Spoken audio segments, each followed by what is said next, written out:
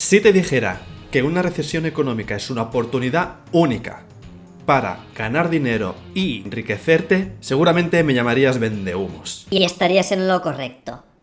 Pero hay una serie de fenómenos que se suelen repetir en todas las recesiones, o al menos en las más recientes. Y conocer esto nos puede dar una ventaja no solamente para protegernos, sino también para sacarle partido y por lo menos no tomar decisiones equivocadas. Por eso te quiero enseñar primero qué probabilidades reales hay que entremos en una recesión, qué información estamos obteniendo de los distintos indicadores que en conjunto nos pueden dar una idea bastante precisa de la situación en la que estamos, pero también qué es lo que parece estar evitando que estemos actualmente ya metidos en una, o por lo menos que no lo sepamos. Pero lo más importante es ver esto cómo nos afectará a nosotros en nuestras finanzas domésticas, pero también como inversores. Sabiendo esto, estaremos en una muy buena posición para protegernos y también para sacar partido a nuestras inversiones. Antes que nada, disclaimer, todo esto son mis opiniones, mi análisis, para nada es un consejo de inversión ni para que metas tu dinero, lo saques de un sitio u otro. Al final tú tienes que seguir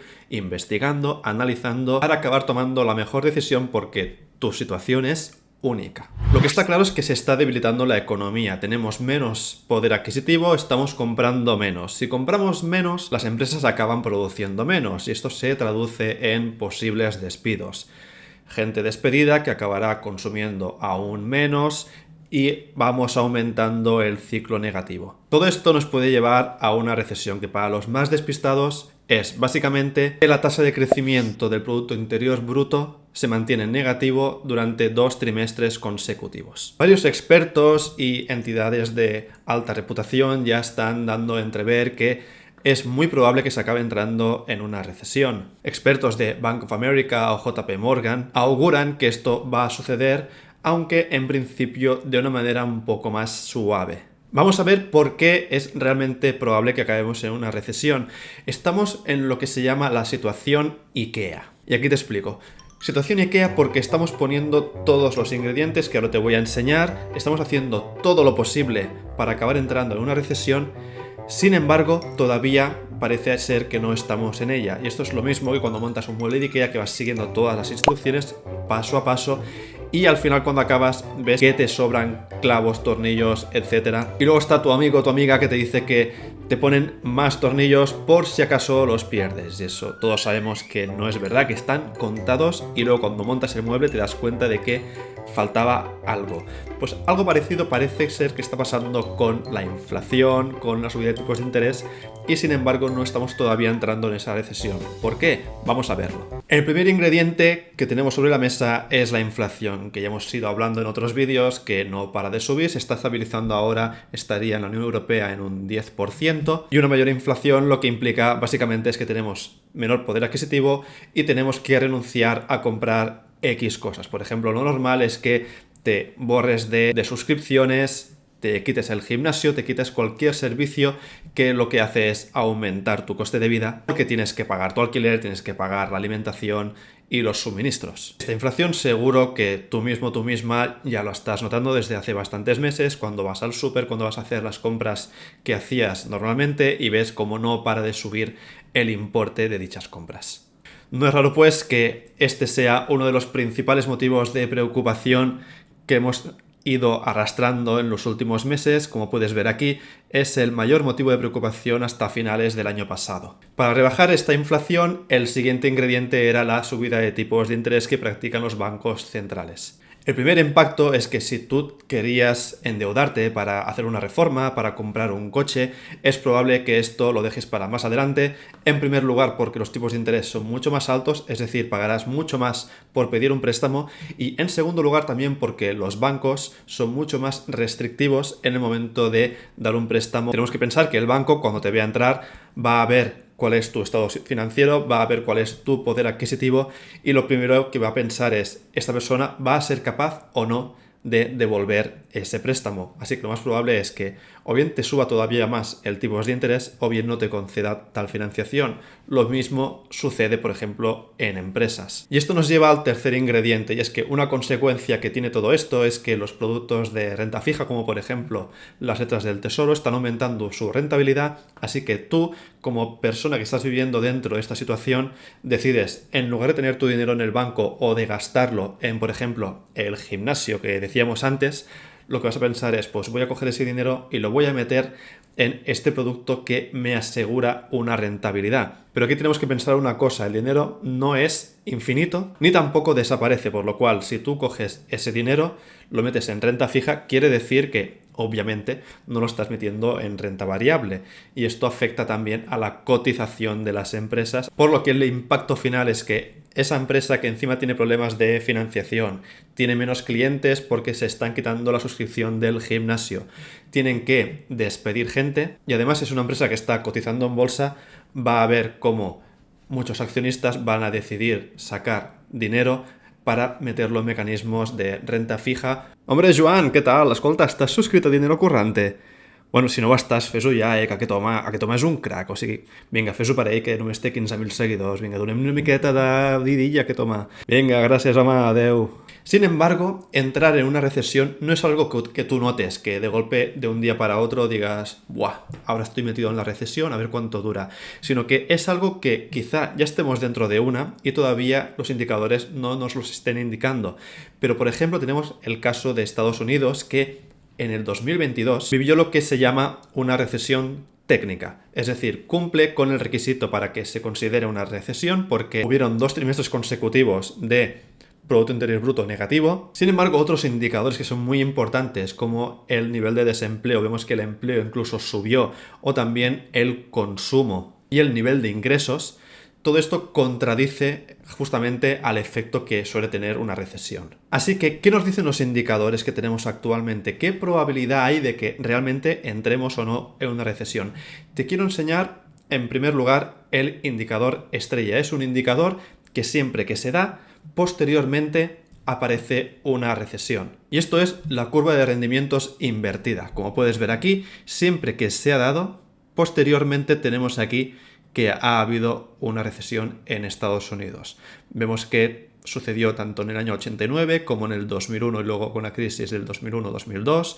Luego tenemos también que predijo la crisis financiera, que fue una de las más largas de los últimos años, y también incluso apareció antes de la mini crisis, de la mini recesión de la pandemia. Pues actualmente tenemos que está sucediendo exactamente lo mismo. Tranqui, que ahora te cuento qué es esto de la inversión de la curva de tipos. Aquí lo que se compara es la rentabilidad, el interés que dan los productos de renta fija a corto plazo versus a largo plazo.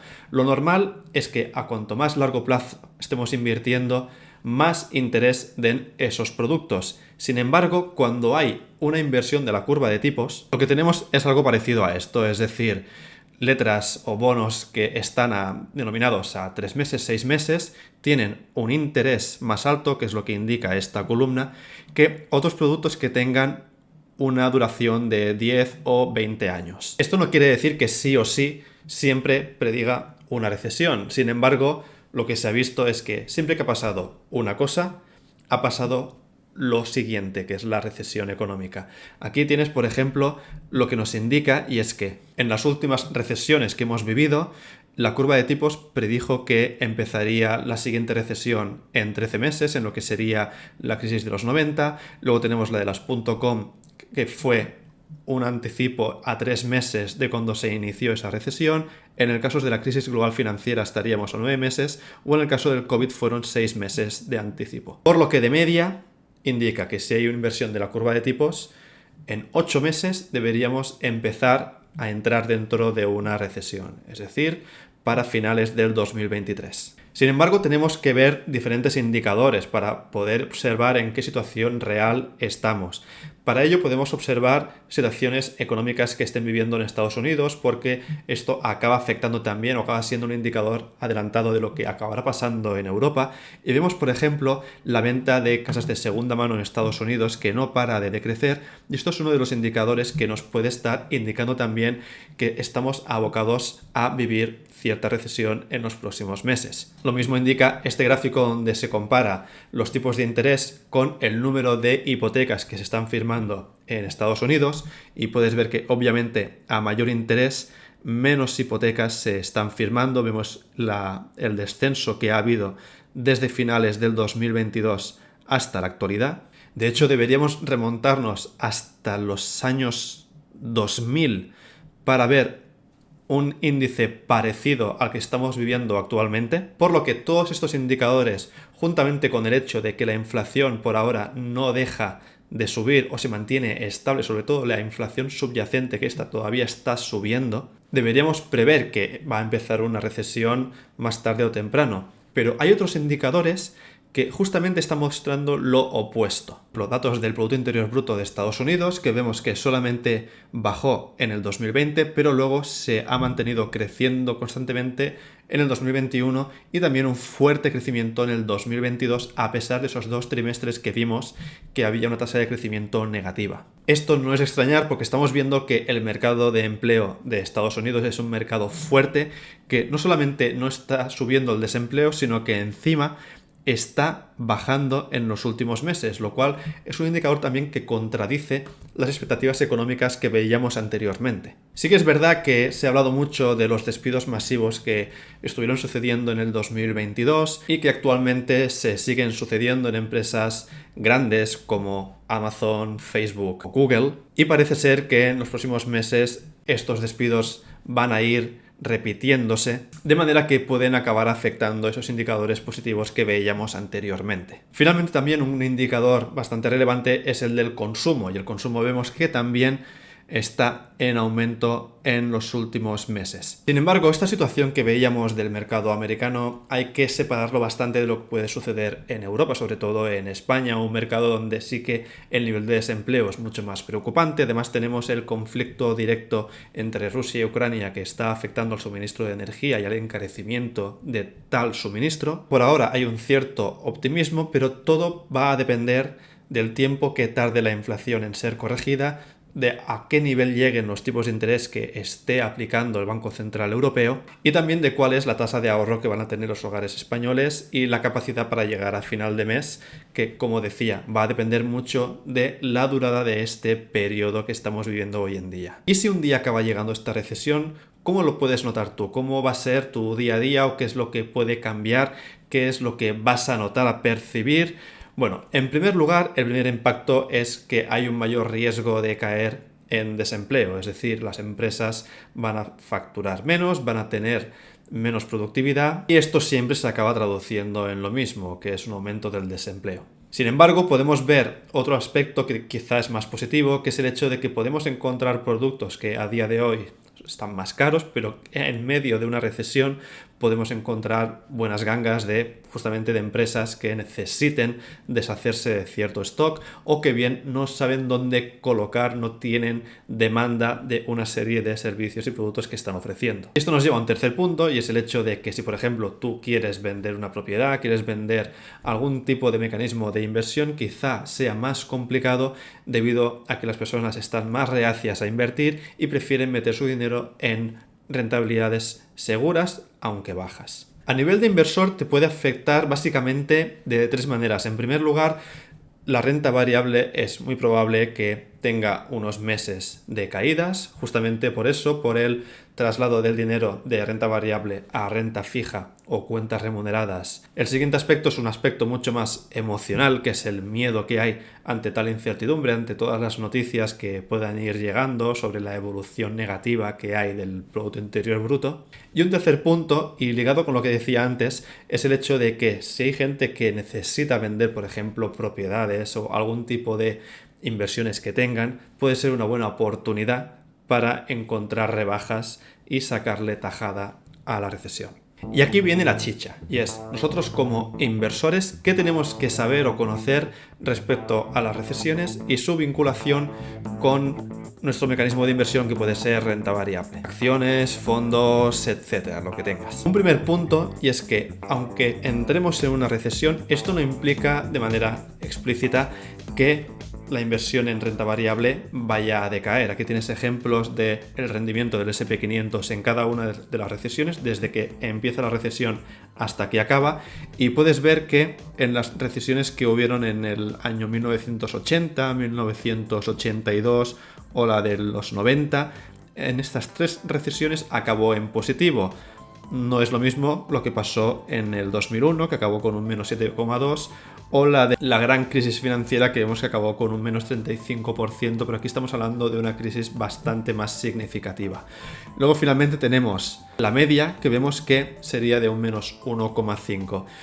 Pero esto es importante porque recesión no significa justamente que la renta variable vaya a caer. Pero lo que sí que suele pasar es que en un momento u otro haya una bajada. Y esa bajada la puedes ver que en la mayoría de las recesiones se ha dado. En la mayor parte de los casos empieza cuando ya la recesión está en marcha. Pero algo interesante es lo que sucede después. Aquí puedes ver en esta tabla cómo se ha comportado el S&P 500 diferentes meses, años después de cada una de las recesiones.